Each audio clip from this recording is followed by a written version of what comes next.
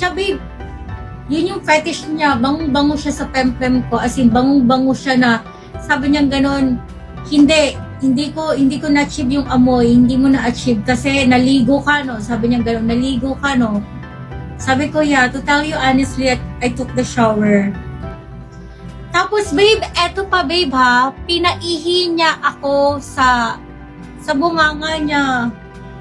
Oo, maduming, dirty sex ba ata tawag doon? Dirty sex, no? Sobrang dumi, babe, talagang ni. Huwag na nga natin pag-usapan. Ang pangit. Ang pangit ng ganun, babe. Huwag na natin pag-usapan. Kasi instead mati-turn on kayo, hindi kayo mati-turn on kasi madumi. Ganun ka-level yung fetish niya eh, diba? Ay, hindi, babe. Hindi siya mahilig mampuwet. Alam niyo, mahilig mampuwet, Arabic. Oo. Pangit yan, kahit bayaran ka ng malaki, pwede ka naman magkasakit pag ganun.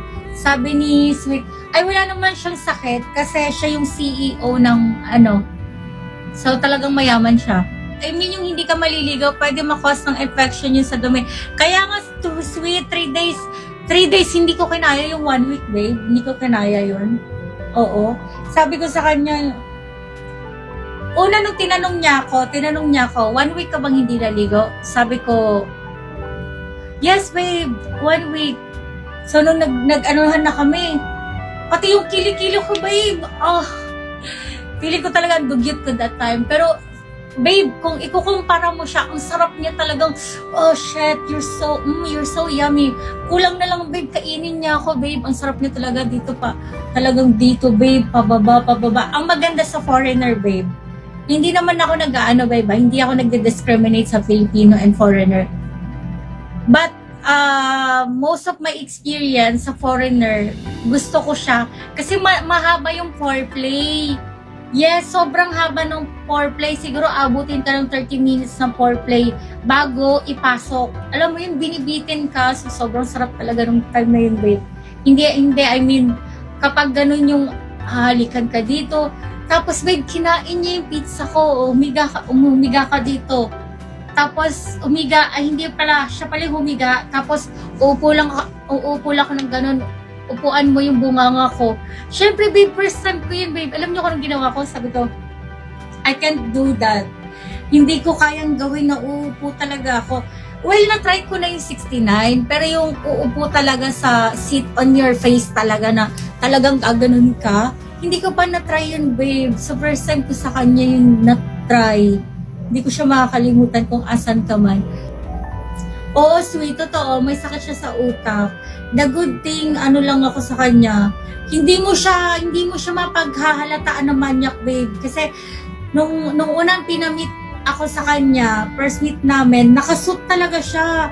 So, yun yung tinatawag na huwag kayong manghusga, pero sobrang wild niya pala, babe. Sobrang wild. Hindi siya wild pala, babe. Kadugyutan na sex yun.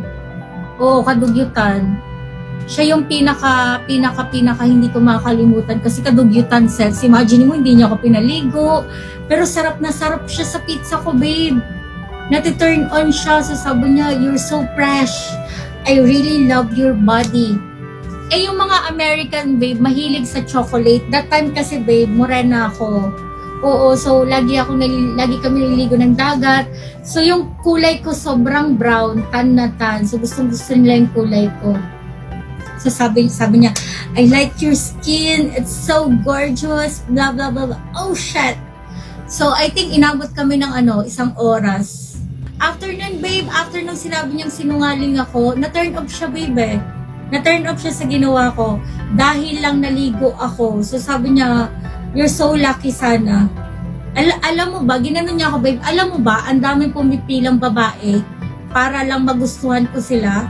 And ikaw na nandito ka na, hindi mo grab yung chance.